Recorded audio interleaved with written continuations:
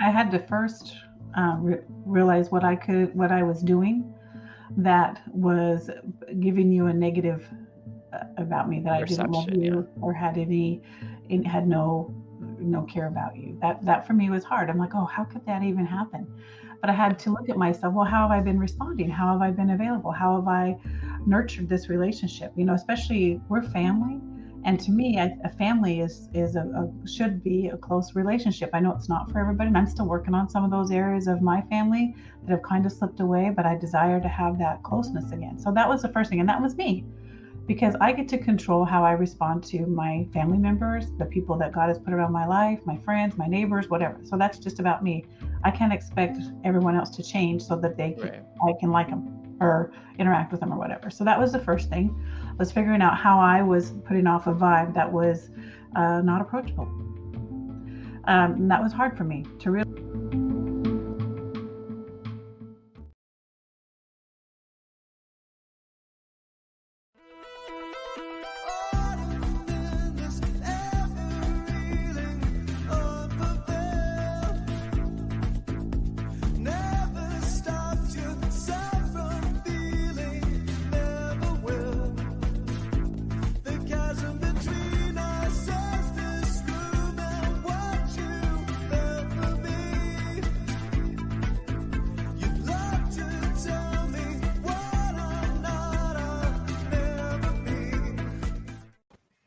Hey, everybody. We are so excited to see you. Welcome back to Splintered Grace. I hope you remember me. My name is Tina Frank, and I'm a mature Christian woman. And my co-host needs no introduction. Hi, everyone. Welcome back. I've missed you. I'm Bonnie Violet, and I'm a transgender queer drag queen. And I'm also, I don't know, we were trying to think of new identifiers, and I'm like, what else? Oh, I didn't do that either. I'm sorry. I know, what else am I? Awesome. A resident of San Francisco? I don't know. Oh, there you go. How about you? Oh, sure. Throw it back at me, since I don't know what I'm talking about. I'm actually a grandma. Oh, all right. Not everyone knows that about me. I am a grandma. Well, there we go. I'm glad not everybody knows that about me. Just saying. Well, now we do. Now they do. The secret's out. Now it's public knowledge. Look out. I know. I wanted to acknowledge that you may be watching us on YouTube or Facebook. We stream live every Monday now at 10:30 a.m. Pacific Standard Time. We'll be streaming live on Facebook, YouTube, and now also on Twitch. And if you happen to be listening to us via audio of a podcast, we upload our podcast within the hour after we stream our live stream. And then we also upload to Instagram if you're interested in that, all at Splintered Grace or A Queer Chaplain. That's a lot to say. It's like, oh, you need to have a break halfway through that statement. I know, right? Catch our breath. Awesome. So I have to be honest, I didn't even know what Twitch was. And so I had to go out and Google it. So yay. Yeah, I didn't know anything about it until this shelter in place, COVID thing, because I mean, it's really for like a lot of gamers, at least that's my perception. It's like gamers, but a lot of drag shows had to kind of move to Twitch in order to kind of continue happening. So, oh, that's awesome. So that would be a positive thing that happened from COVID. Yeah, definitely. Yeah. I mean, I think it's made, I think totally. Yes. One good thing. Yeah. I'll have to go check it out.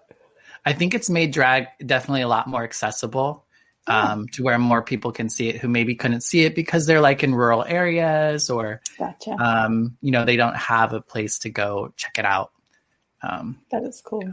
There are so many platforms I have no idea about. I guess that's the grandma showing in me. My grandkids once in a while say, "Grandma, can you do this?" I'm like, I have no idea what you're talking about. Right. So that's funny.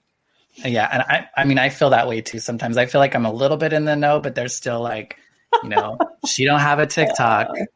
There you go. I don't have a TikTok either. Still not sure what that is either. Although I've seen a few people now with it. I'm like, wait a second. It says Facebook, but it also says TikTok. So I have no idea. So Thank goodness you're in control of the technology. Right. So, hey, what have you been up to since we all got together? I know. What have I not been up to? Oh, Okay. I mean, There's got to be some good stuff here. I haven't been in big crowds. Oh, that's a good thing. We can say that. I have not either. Yeah.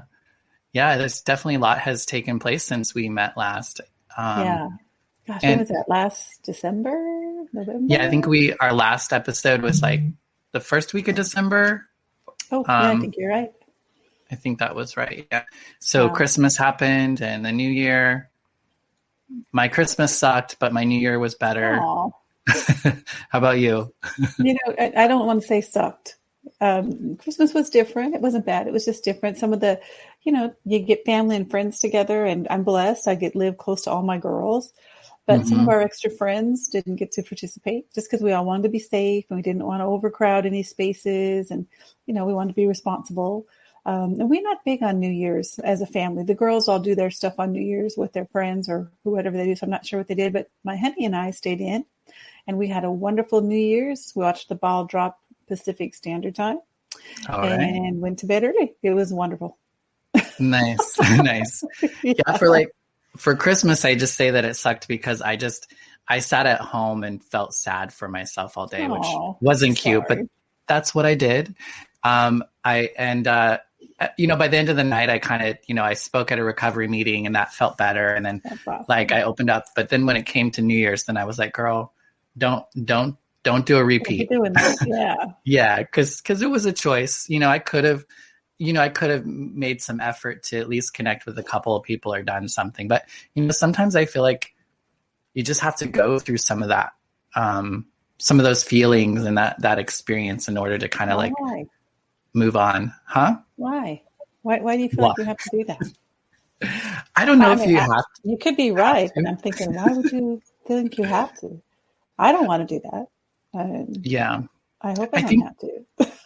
I think those sorts of situations, and I like that idea that why would it have to happen like that, right? Because but I feel like that's been my process for a long time. It's like when those moments happen, that's when I actually take some time and I reflect and I feel what I need to feel. Because I think a lot of the times I try to run away from those feelings or those thoughts or those experiences, and so I think I start to see what I'm missing out on. Okay, so that's cool, because what you're describing now is you've taken this negative and turned it into an opportunity to choose something that's going to benefit who you are, right? Right. Hi, Rick. It's great to see you too. Hey, Rick. Welcome Thanks back. for joining us. Yes. Yeah. Well, that's, I know we got off track.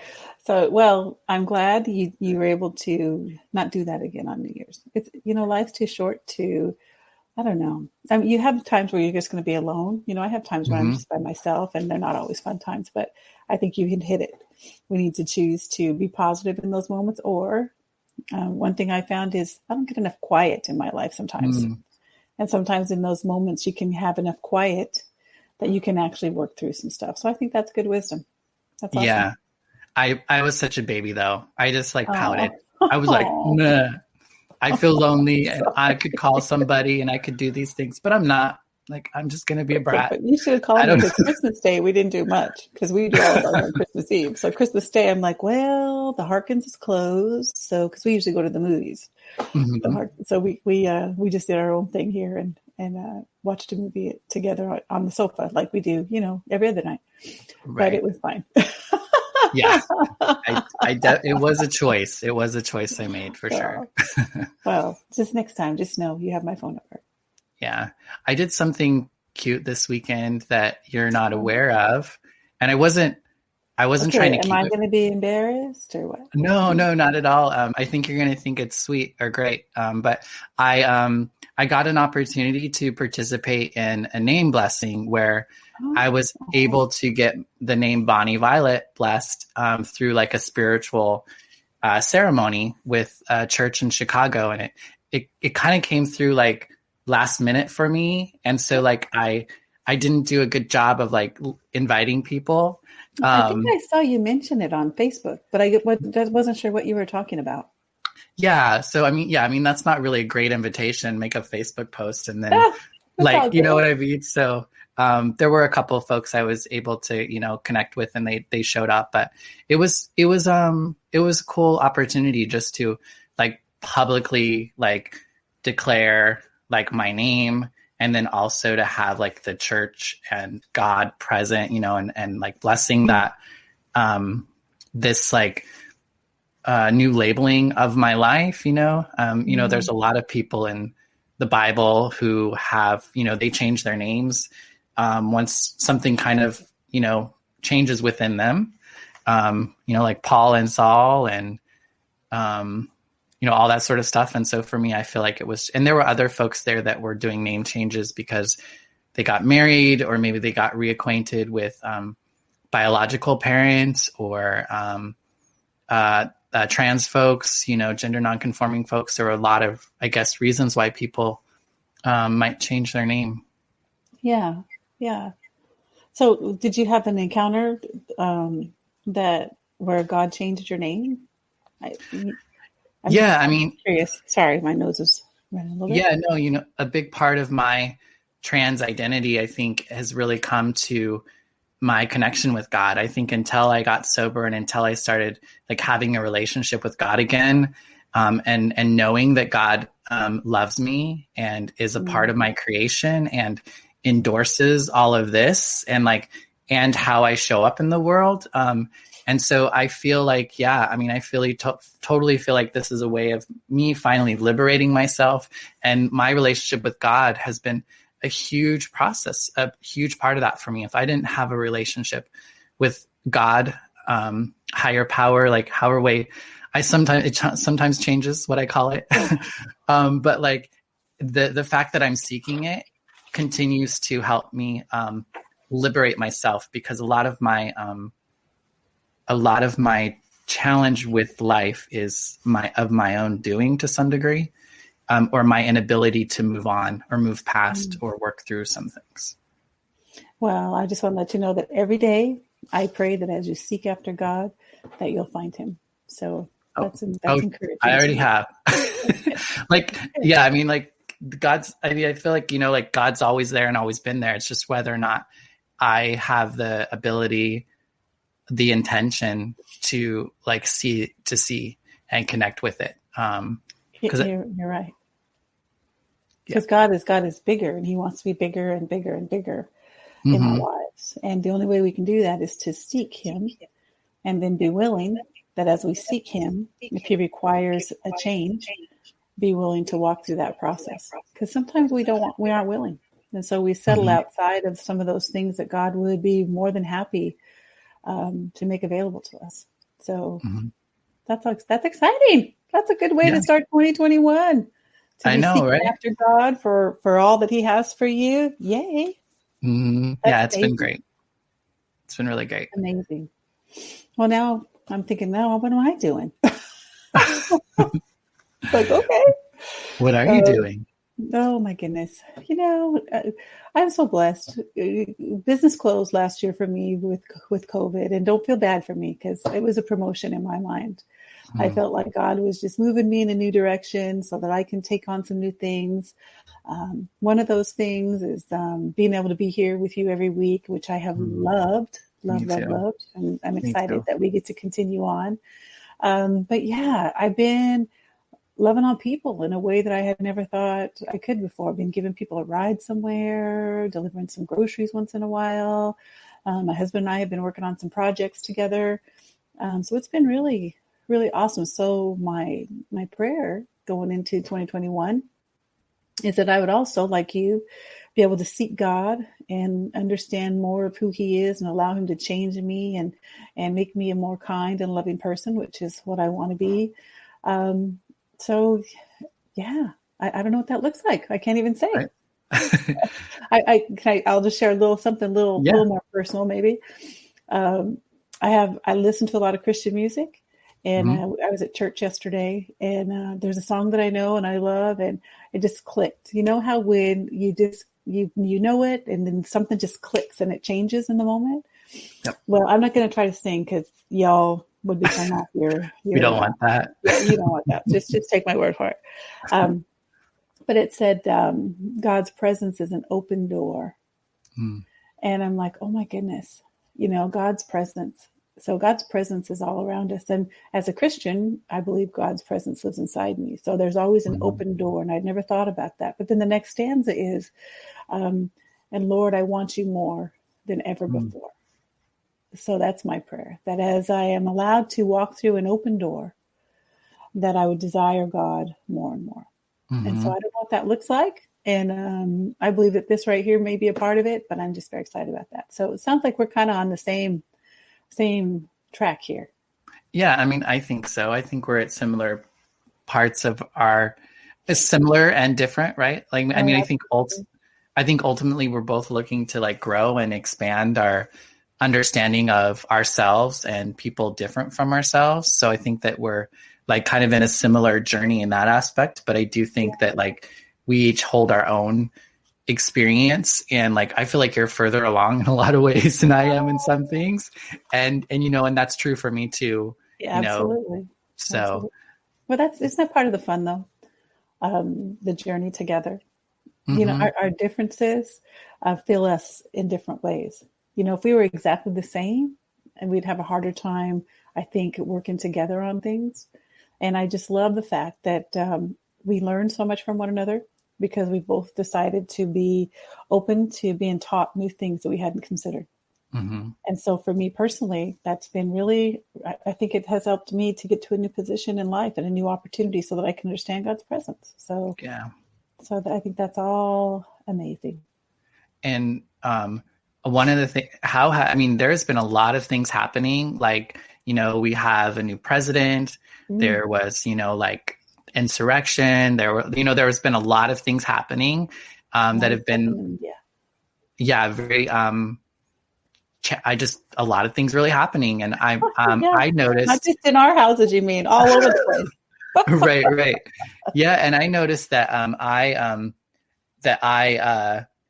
I feel like I approached things a little differently. I think I was impacted by things a little bit differently since we've been in relationship with each other.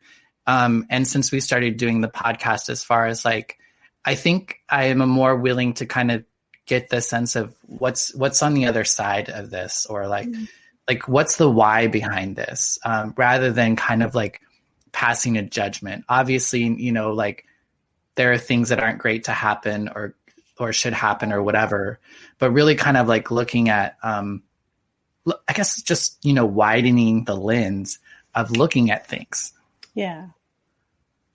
I totally get it. I've had to, you know, this whole thing, and I don't know if you're talking about anything in particular, because there's so much happening right now. You know, we're talking about things like coronavirus and vaccines. We're talking about the inauguration and all the crazy that's going on there. We're talking about impeachment of a president who's already out of office. All these things, in addition to just the normal day-to-day stuff that's happening in our communities. And it's a lot to take in. I have to be honest, I kind of been not listening to the news much lately. I don't know if that's a good thing or a bad thing, but it sure has allowed me a little bit of peace through all this. But I will say the conversations are still there. You know, when I do have those brief moments to get together with someone, be it online or even in person a little bit, because they're in my little circle of people that we connect with once in a while, those topics come up, and it's a challenge, and it does challenge my identity. And you know, my identity is Christian, and that's my main identity. And these other titles that I choose to take, it's very important for me as a Christian to be who I am, no matter what other titles that I have, mine that I give myself, or that other people may give me. So that I have found has been very different from a lot of people that I'm doing life with. Yeah. Well, I would agree. I think that like having the tool of like God or spirituality has really helped me to approach those things differently. And in some ways, I think it makes it easier.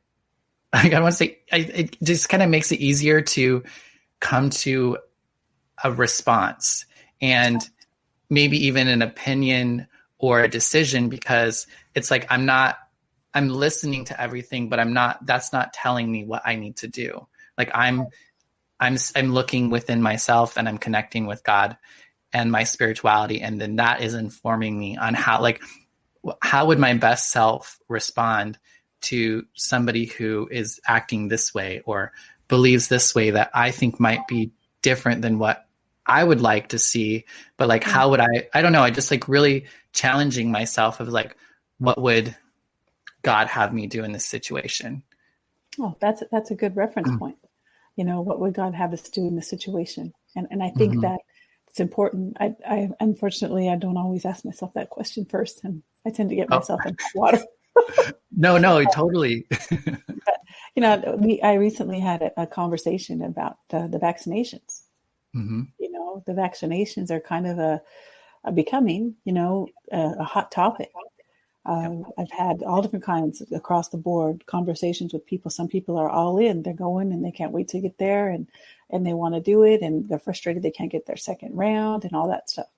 I have people that are waiting to see what happens before they go forward because they don't want to be part of the statistic of, oh, that's all because of the shot. Right. Whatever that is. Then you have people that are just like, yeah, no thanks. Yeah, I'm not doing that. And you get all these different ideas or all these different conversations about what any of those, positions, how it may affect as a whole.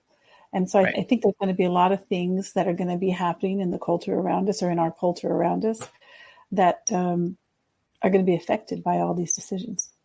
Right. And these choices that people are making. Yeah. And I have to be honest, I'm not sure that there's just one right choice. I don't think there usually is. Yeah. I often like the idea that there's a third option. I feel like a lot of the times we're presented with like this or that. And I think sometimes maybe it's not this or that. Maybe it's this, maybe it's a whole nother thing, or maybe it's this and that, there might be an and in there as well. I don't know. I did hear this. There's a third shot that I hadn't heard about until recently. Have you heard about that one? I think I want to say Johnson & Johnson. I don't know. I know that they're working on a one shot, like where you just get one shot. That's the one, but it's not as effective as the others. But from what I understand, my chair's in control. It expands over time so that your immune system gets stronger and stronger. And it may not keep you from getting it, but it'll keep you from getting to the point where you have to go to the hospital. So it'll be a less severe case. I'm thinking, okay.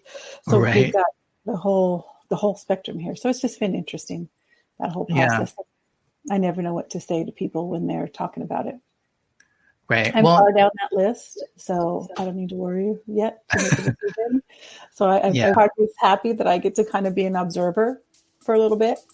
And see what's going on before I have to make that decision.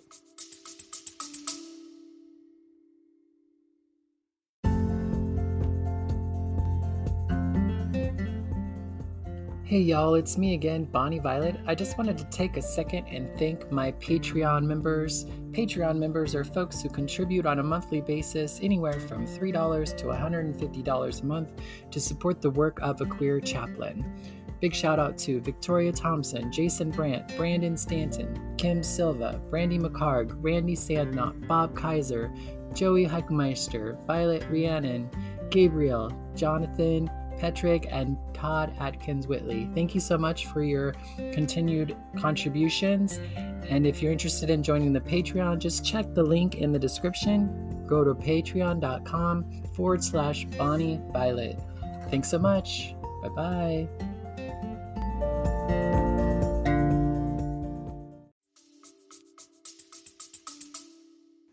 Yeah, it's been nice. And one of the things that I think I expected is like, because often as much as I want to try to like be around different people and stuff, you still kind of often find yourself around people similarly to you. And there's like these expectations that then, oh, everybody on my side of the fence wants a vaccine.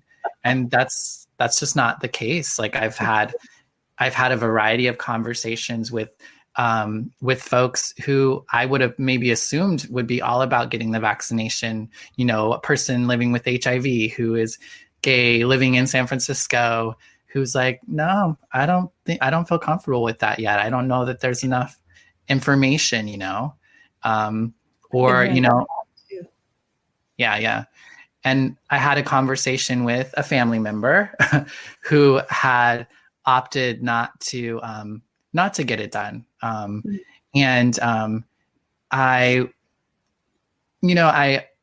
automatically kind of had a response. And I think my initial assumption is like, you've bought into the lies on the others, or whatever, and I, like, there's a thought of like, no, I just want you to make sure you're making an informed decision. And it was like, the reality of was she'd already made an informed decision. She had already thought about, okay, like, these are the pluses, these are the minuses.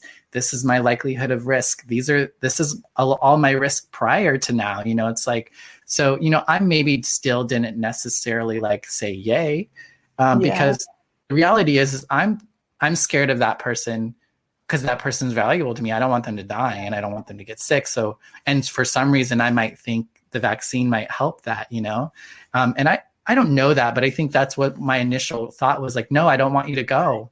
I don't want you to die. And that wasn't really what was necessarily going on, but that was definitely what I was thinking. But it still does play a role in whether or not I visit, like I may choose not to visit until maybe I'm vaccinated or things are just a little bit more different. Now, how did that conversation go? Did you guys have a conversation about how you felt about it, or did you just kind of let that slide? Yeah, well, I don't share anything you don't want to share. It's totally fine. Feels weird to not be talking, like saying who the person is, but I don't know that she'd be okay with that. So, but this person was offered a vaccine at work. And just had mentioned, they offered to have us get vaccinated. I opted not to get mine done. And so then I was like, oh, why aren't you getting it done? And so she kind of explained, well, I just don't think I need to get it done. I've been probably exposed to it a number of times. I haven't gotten it yet. My coworkers have, and I don't, just this sort of stuff. And, And well, actually, the first comment was something like, well, I don't want the disease. I don't want even a little bit of COVID put into me for a vaccine. I was like, well, that's not the vaccination. I mean, that's not one of the vaccinations that's out right now. It doesn't actually work that way. And then we were able to talk a little bit more. And then she shared more of kind of the other aspects. It's not usually just one element that does that. And so it was helpful just to have that conversation with her. And then, and I told her, I was like, straight up, I'm like, you are a grown ass woman and like, you are going to make your own decision. But like, I just feel like I need to say that if I were in your position, I would totally get vaccinated, if I were you. And I was like, and then I'm not like, and I just left it at that. Like, I didn't push it. I didn't even try to like, oh, that's good. I don't know. I just said what I felt like I wanted to say and then left it at that. Thank you for sharing that, because I think that what you just shared with all of us is a way to have a hard conversation in a loving fashion where you can have a difference of opinion and no one be offended. That's beautiful. And that's kind of how our relationship started, was both of us deciding to do that. And now look at us. We can talk about stuff that's hard. Right. Yeah. and be okay being one another without having to control the other person's thoughts, desires, or whatever. So that's amazing. Yeah.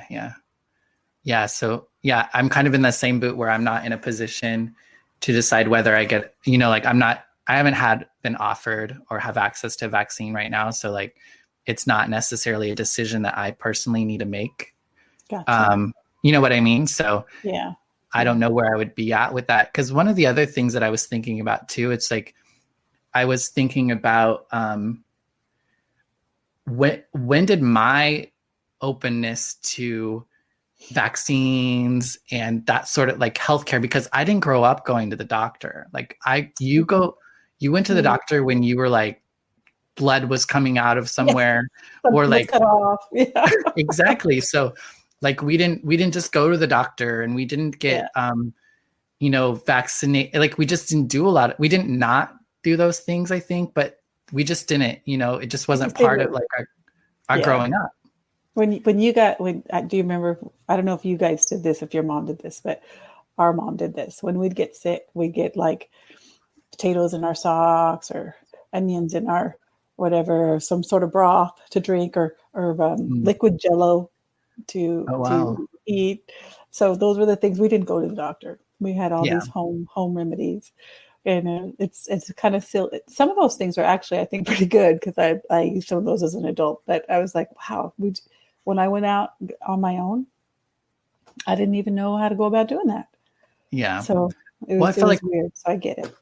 I feel like, we learned about, like getting ibuprofen and taking sinus pills and, like going to the doctor when you have to, but there wasn't a lot of that. And so and if I don't think if I would have gotten infected with HIV, well, for me, that's what did it for me, because I had to then go to a doctor and I had to rely on the medical, community to get medication and to do what I needed to do to prevent from dying, because it felt more like in my like it was going to happen. I also was 20, I was young, so I didn't want to die. So I don't know. It was just I realized that now that I've been in it for 20 years or whatever, and I've been doing disease prevention and all that, I have a different understanding of why it's important, what it's not important. Also maybe a realistic expectation of how good it's going to be or what problems might come from it.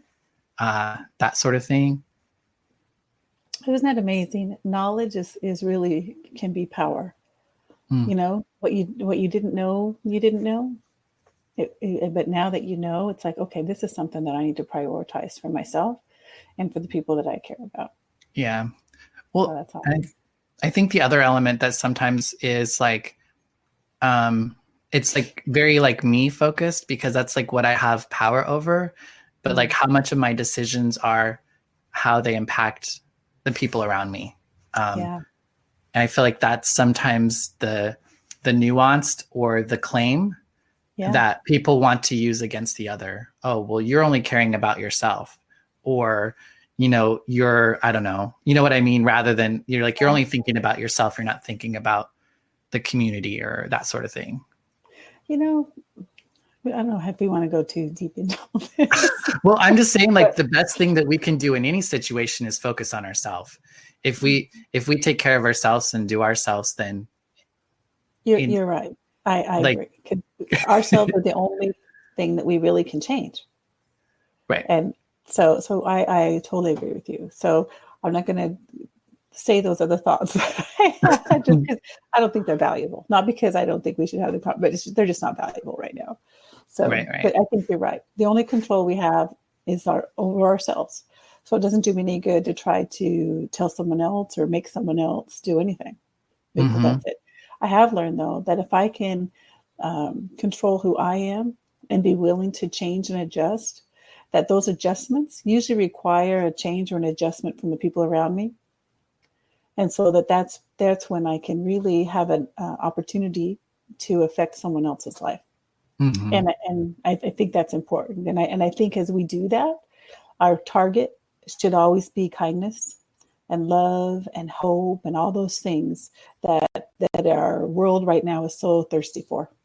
Yeah. And so if I can help myself to be kinder, help myself to be more loving, and show that, just like I had said the other day, our testimony is not just what we say out of our mouth. It's how we live our lives. And they need to be one. They need to be the same. So that's cool. So, hey, thank you for sending me the poem from the inauguration. I had not taken the time to watch the inauguration. I don't know if that's a good thing or a bad thing. But in the middle of the day for me, it's really hard. And I had heard that this amazing young woman wrote this poem and that she was going to be at the Super Bowl, which I don't usually watch either. Right.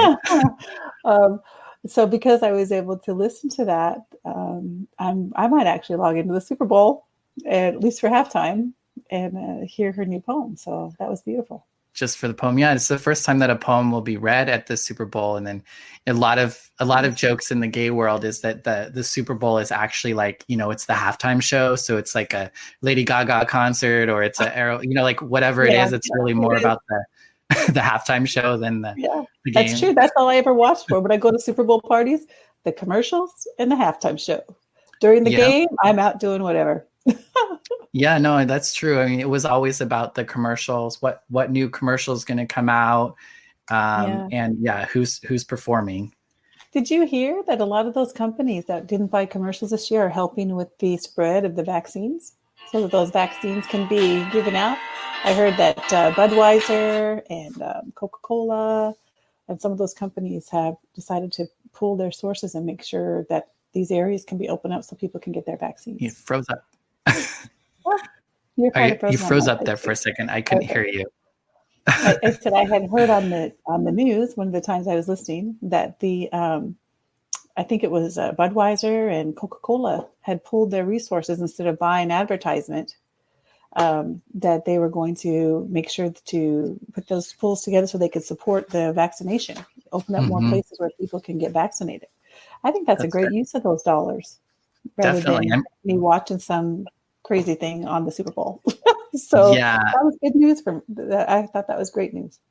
Yeah, it can kind of seem kind of gross how much money is spent on some things when there's things happening over here that are like seem probably a little bit more dire, for sure. That was definitely an example of how they can affect themselves, how a change that they can make in themselves or a decision they can make for themselves can affect the people around them. So that definitely did. They're going to spend that money. They already decided they're going to move that money and affect people around them. So I think that's pretty awesome. So I'll be buying more Coke products. So that'd be great. Awesome. And Liz says, hi, my ladies. Hi, Liz. Oh, hey, Elizabeth. She's in Chicago where there is a lot of snow. Oh, I'm sorry, Elizabeth. I'm in Arizona and I don't even feel bad. It's no snow. No snow. It's like 56 degrees. So it's going to be 76 later this afternoon. I plan to be outdoors in my flip-flops. It's a great time to be in Arizona right now. Oh my gosh, it's my favorite time of the year. Anyway, sorry. You're fine. I know. So what else is there for us to discuss? Oh my goodness, really? There's lots of stuff going on. It's like, what do you want to talk about next? Well, I think one of the things that's interesting, that's kind of in alignment with like this idea of also like wanting to understand more is like, so the Nobel Peace Prize. There is like Donald Trump was nominated for a Nobel Peace Prize, and so was Black Lives Matter, which I know in a lot of ways it seems like two very different ways of being. I don't know, like just they're polarized kind of causes, or cause doesn't feel right either, but. I don't think cause feels right either. I'm glad you caught that. Yeah, I don't know what to. I'm not sure I'm feeling what he's saying right there. They're two very polarized things, and yet they're kind of nominated for the same award. Now they're nominated for different like reasons. Like Trump's not nominated because of his response to what Black Lives Matters is doing. He was nominated because of some like a peace agreement with the Taliban or something. I feel like I should know more than that, but I know it was a completely different kind of situation. I think it's interesting that there is the perspective in which both things could be happening at the same time. Does that make sense? Yeah, it's interesting. So that's a whole random topic for me. Is it? It kind of is. I don't know, and maybe I'm just making this too simple or too whatever, but the Nobel Peace Prize. I know it's a grandeur thing. I know it's been around for years, but really? Right. I mean, we should all just be desired to live peaceful lives, peaceful with one another. I'm just not sure that this is the kind of, it's like giving a child an allowance for chores that they should automatically be doing. And Right. that's just my opinion. So don't everyone beat me up. No, I feel you. Yeah, you shouldn't So get an award for doing the right thing. yeah, that's just kind of how I feel about it. You shouldn't give an award for doing the right thing. Now, as far as who they pick, well, anyone who needs a prize to do the right thing, I don't know. And I got challenges with both of those choices, but those are just my challenges, for lots of various reasons. So Mhm. I don't know. So I have Yeah. to be honest. I don't know enough about. I just don't know enough about it because that's just really not something that, like I said, um, that I feel is warranted. So Yeah. No, and I get, like, I'm not necessarily like, let's talk about the Peace Prize, but I yeah, think it's interesting that somebody would perceive Black Lives Matter as seeking peace, and as well as Donald Trump, and so I think that that's more of kind of like what I was talking about, rather than the idea of like somebody should be getting an award or not, but just kind right. of like two different ways of reaching for peace. And I Um, think that there's a good example of perspective. And I think, and this is just my opinion, I think there's an example of people with an agenda looking for some sort of an attention. yeah. I mean, both of those folks are very controversial to be in a peace situation. I don't know. I don't know if the same people pick those people. I don't know if two different people pick those people. I have no idea. But I don't know. I don't even know if I'm qualified to even have an opinion about it. Right. Well, and it is really like two different things, because you have like one person, and then you have like a movement, which Oh, is, that's true. it's like, it's a That's variety of people, and everybody is kind of participating in that differently. yeah. So I think we were talking about it a little bit too, how there might be like, you might be part of a bigger group, but there still might be actions that a smaller group of people are taking that you might not feel like is the way that it should be done, or is the best way for things to be done, Right. even if you maybe understand why it's happening. Right. Right. So you're looking at extremes. And so the extremes That's are all we never, look at. yeah, that's all we get an opportunity to see. Yeah. So we're looking at all these extremes and wondering why we can't find a place to fit. And Yeah. here's what's unfortunate is when we have those extremes, it requires a reaction from people. You're either not mortified or you're mortified. Yep. And this is, again, I'm a grandma, so I've got to be honest. I feel like people try the shock factor to get attention. And I feel like there's a shock factor in all of this. Mm. And anyone who's in an extreme side, it's about shocking the world to get their attention, to get them to look at us. But the challenge with that is that although you may have everyone's attention, you may have overdone the shock, and now nobody's listening to what you're actually saying. Yeah. That's And the then balance. that's the hard part. So I feel like maybe there was an agenda, a really good agenda that needed to move forward, that got lost in the extremism, and then it's forgive me, but the media only picks up on the extreme, and sometimes it loses the heart. And so I have a really hard time right now believing the media with anything, and that's sad. That's sad. I should trust. I should trust, but I don't. I don't. There's very few mediums I'm even willing to look at, and then I have to process it based on my identity and to see what I want to participate in, and not what I want to believe and what I don't want to believe. Yeah. Well, I think one of the things that's helpful about all of this is I do think that I think it's good that, yeah, I mean, I don't think that we should be giving like so much like energy and power into some things, but I think just hushing them or throwing them aside and not like addressing it's not addressing the issue, So I think if things are coming up, I think we need to find ways to work through those things, rather than I don't know, like trying to like It's always, you're right. We should always get together and have conversations, but it's hard to have a conversation in the middle of screaming. Yeah. And so if not everyone's willing to come to the table and have a conversation, nothing's going to get done. And yeah. Do you find like, go ahead. Do you find yourself more curious? So like when I see people responding in a way that I wouldn't choose to, I just become curious as to where that comes from. Kind of like, because especially if somebody has very strong feelings or such a strong response to something, it's like, what's going on there? What more is there for that person than there is for me that I can maybe try to come to know or understand, or just acknowledge that, I don't think those things just happen, like they're created. And a lot of the times that stuff is kind of a symptom of a bigger thing for us to kind of look at as a society, as a group of people, to be like, like this is happening within our community. So something's not well. So I like to take those things off in littler chunks.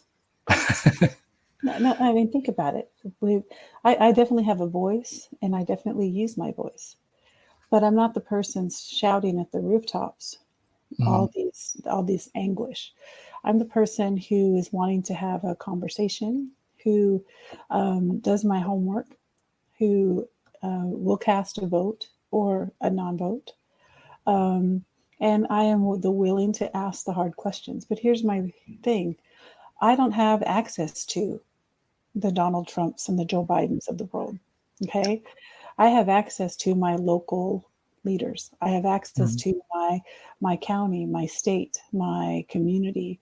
And so I exercise that very, very regularly, very openly, with opportunity for conversation there.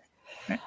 And so I feel like if I can move in that regard, then the rest of this stuff I just have to trust will take its natural course. And here's the thing. Yeah.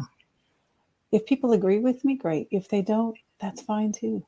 That's what democracy is. Yeah. We get to share our voice. I'm not a yelling match person. If someone was to come to me and yelling at me, I'd certainly let them have their peace and be still and have a conversation with them. But I'm not going to engage in a screaming match in a large group of people to get my way. That's just not how you get things done. So I don't know. I don't know if I even probably went off course even there, but no. Well, I think that's small bites for me. Right. I don't on a whole program or a whole organization. Yeah. I feel like sometimes it comes into the battle of solution, like what the solution is. Maybe not always that there is a problem or not, but just kind of like, what's the solution? I don't know, is where I think we can sometimes differ. I think where people can differ, I guess. I don't know. When you say solution, you mean like something tangible? Like how to address something, like some people might have throw an idea out. It's fine. So I don't think so. Like some people might say, okay, so in order to affect, say Donald, say affect the presidency, then I need to really focus on local government. But then if local government is still only like two parties, then I think that's part. I think part of it is not only part of it is the system, like the structures in which are just going to continue to get us the same results until we change some of that stuff. And so I think part of that is figuring out what do we change in order to get results that we ultimately want. I think we have to get a vote in Congress for that, don't we? And what I need to do is put Congress people in there that are willing to have a conversation and vote. So the network, in my opinion, needs to be across people like ourselves who are engaging with our local, so that we can gather the local and get them up at the White House to make a difference. I have to be honest, and people can be mad at me. I'm so sick of the yelling and screaming in the White House. Nothing's gotten done. Nothing will continue to get done. If we continue to move forward with the way it's moving forward, you're just going to have people digging their heels in. And nothing's it's going to get done. And the rest of Right. us out here who want to live in a beautiful country, who wants to grow and be accepting and loving and kind to our neighbors and the people around us with no hindrances, are Yep. being raked over the coals, for lack of a better word. And I personally don't appreciate it. Collateral damage. We're just yeah. That said, let's just go right into what about all this censorship happening? Yeah. Most people are Yeah. not with Mr. Trump, but I don't want people to be able to censor him. You know what that starts? Is censorship for people across the board. I don't like what you're saying, so you don't get to have your voice. Yeah. I think it's I think it's a dangerous precedent to set, because who's deciding what is appropriate and what's not, and I think, and there's obviously like who's making that decision, for one. And then also, like, for me, I personally think that I would much rather, like, people are going to find a way they're going to find a way around it. It's like, you can create a whole new you can create these barriers to access to something, but people will figure out a way around it, and so it's like, you might as well, to me, I feel like it's better that it's just all there in the open, Right. and helping people to learn not to give it the power that it doesn't deserve. That's right. Because I don't feel like, again, it's kind of like we're talking about, like, the solution aspect. The solution isn't to censor you, is to, like, kick you out. Like, and we talked about this actually and this is just a very smaller level, but I think that a lot of the times this stuff can, like, bleed out. But we talked about, we're like, oh shit, or we're going to be talking about politics and these sorts of things, and we're going to start getting these opinions and these comments from people who are not us, who might not be approaching things in the same way that we're attempting to. And so, like, how do we deal with that? And I know, like, my initial thought was like, well, if they're, like, being crazy, and I don't want to say crazy is not a good word, if they're being, like, hostile, if they're being hostile, or in some way, to just, like, remove them. And that was, like, my first thought. And then you were like, well, and which is weird, because that's contrary to everything that I just said. But I definitely had that inclination to, like, I don't want to give any of that any power. So to not give it any power is to remove it. And I don't think that that's the way to not give it power.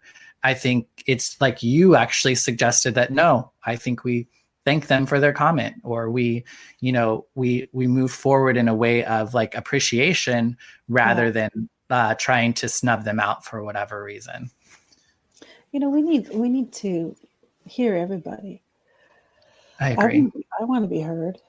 Now, that's not to say we all have to agree on everything. We don't, but that's what being a grown-up is. Mm-hmm. We can have a conversation. We can have difference of opinions, even different lifestyles, and we can still move forward and have relationship. I want to be friends with people. I want to, I don't know. I love people, period. There's no pre-criteria. I just love people. Now, I don't agree with all the people. And I have to say, I love some people a little, well, I shouldn't say love. I like people a little more than others. So, Right. But at the end of the day, I love and respect people. They're created. Yeah. Because I have a foundation of Christianity and my identity is Christian, my desire is to honor all people. They're all created with a purpose. They're all not here by accident. And it's not an accident. The where we're at, the location God put us, the color of our skin, the size of who we are. That's not all the families that we have. That's all intentional.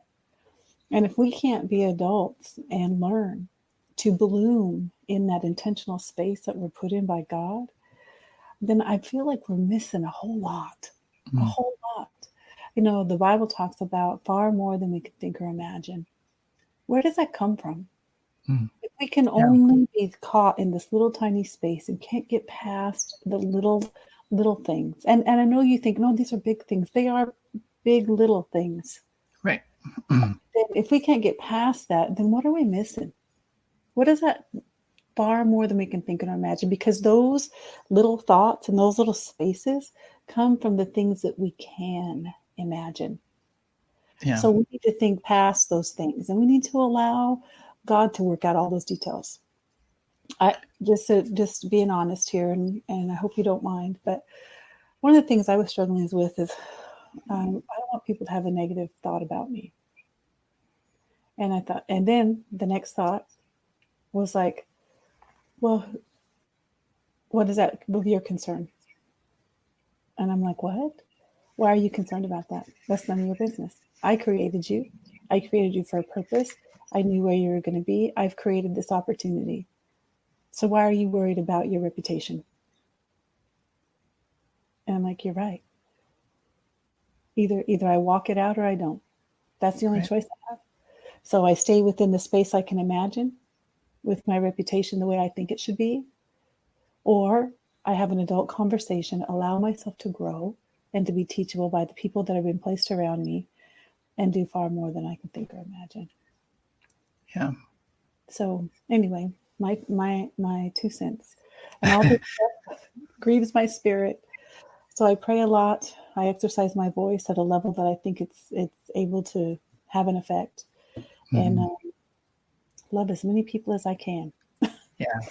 I think the thing that kind of keeps coming to my mind with all that too, though, it's like, we don't live in a society, in a place in which there is that, like, that equitable kind of space to be able to just like bring ourselves without all this other stuff that's going on. So it's like, how do we, I kind of think of that, like, for me, myself, in order for me to have become a more open and evolved, if you will, person, you know, I had to really reconcile with my past, and I had to reconcile with things that had happened to me that created things within me that I allowed to, like, whatever, you know, like, I really had to, like, look at those things and continue to really be able to show up in a way like I can with you. And I think a lot of folks, you know, we're not all in that position, and we're not all in that place. So it's like,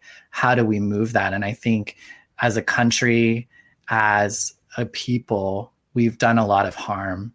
And somehow we have to find a way to move through that. And I think a big part for me was being able to recognize it, to call it out, to bring it out of the dark, to bring it to where it's not, you know, I think we're only as sick as we're only as sick as our secrets. So we can pretend that something's not there. We can pretend that there's but that doesn't mean that it's not there. So I think there's an element, and I think that's what's happening right now, is there's an illumination of things that have been there all along. There were things in the dark that are now coming to light for more people.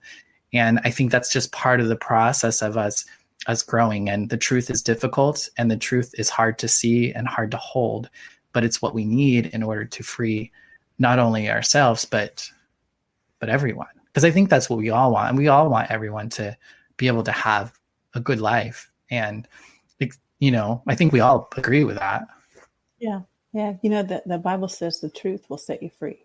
So right. I agree with what you're saying, but here's the thing. You can't move a community sometimes all at once. It starts one heart at a time. Yeah.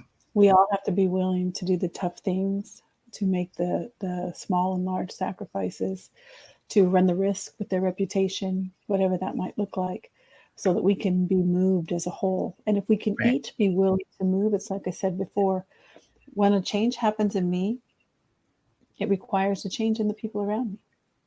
You know, when you came to me and when we decided to reconcile, both of our responses affected one another.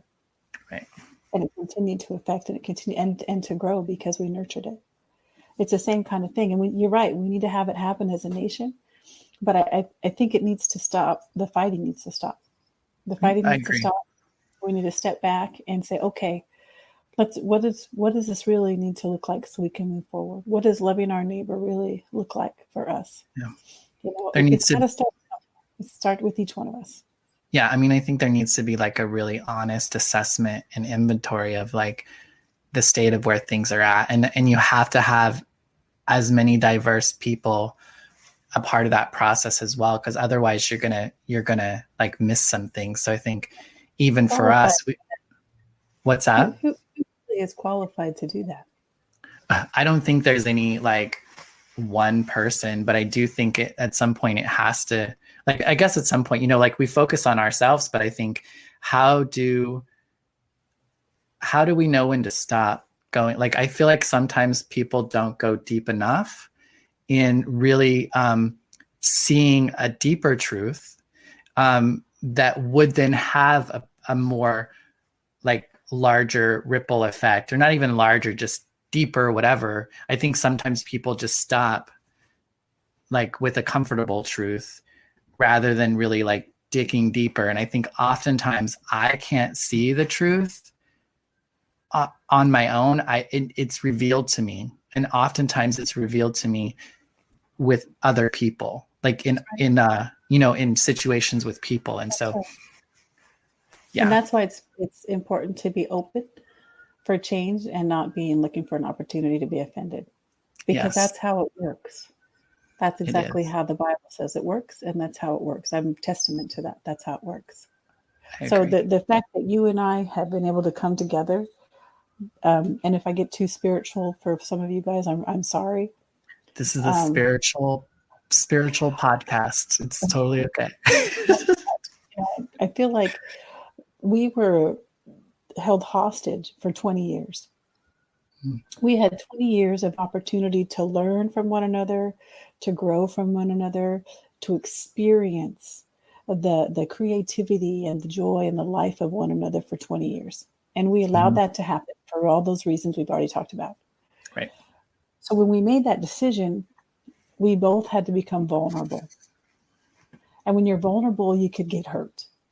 And nobody likes to get hurt. But if you never become vulnerable, you can never grow. And then here's the thing after that. Once we started having a conversation, we needed to hear one another. And I needed to hear you just say, you hurt me, and I don't like that. I needed to hear you say that. And you needed to hear me say, I'm sorry, I didn't realize I hurt you, or whatever that looked like. But then at the end of it, we needed to be open that one another had something to say that could add value to our life. Yeah. And you add value to my life every day. I pray that I add value to you also. But if we're not able to have those conversations, people are put around us all the time for the purpose of adding value. Mm-hmm. Here's the challenge. Not everyone knows their purpose is to add value. Yeah. And we're sometimes willing to receive that stuff that's not valuable from them and allow it to steal from us. So if we can approach every relationship with the idea that we want to add value and we will not be offended because they may not be ready to receive, that's where the growth happens.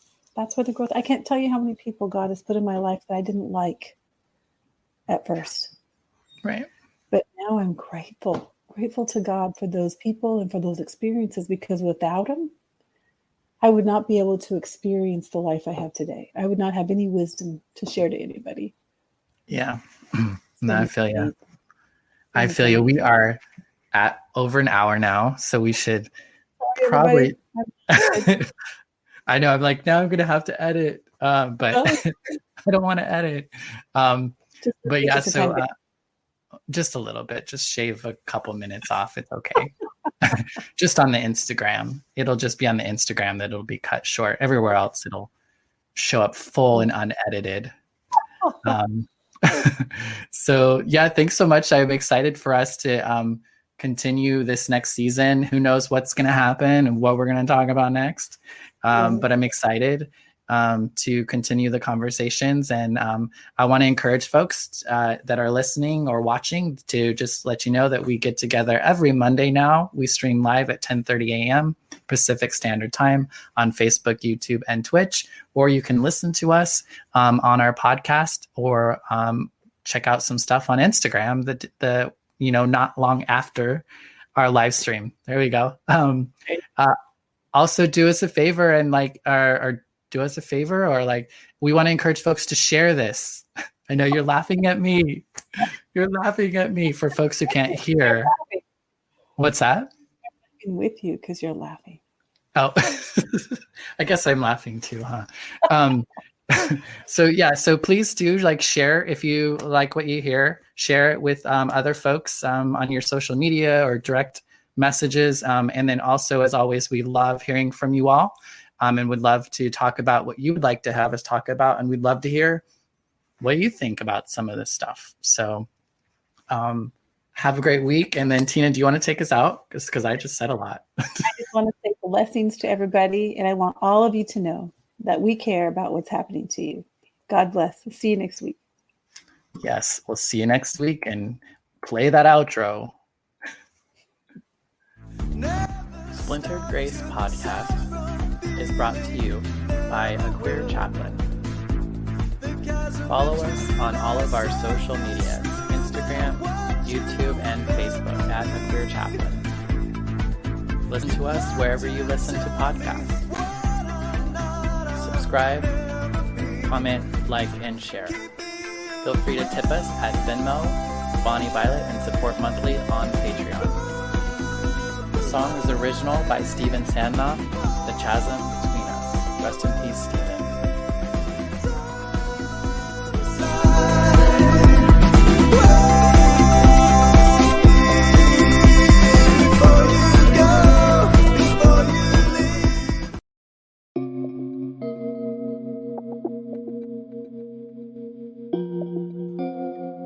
Hey, how's it going? Bonnie Violet here. I'm a trans femme, genderqueer, spiritual drag artist, and digital chaplain. And in case you didn't know, I could really use your support. Engage, rate, subscribe, follow, comment, share this episode, book me to keynote, panel, guest on your show, or officiate your wedding or memorial, in or out of drag, collaborate, join the team, be a guest, make a pitch, sponsor an episode, join my Patreon, send me a tip on Venmo or PayPal. Just do something. Thank you so much for your continued support. Check out the links in the description.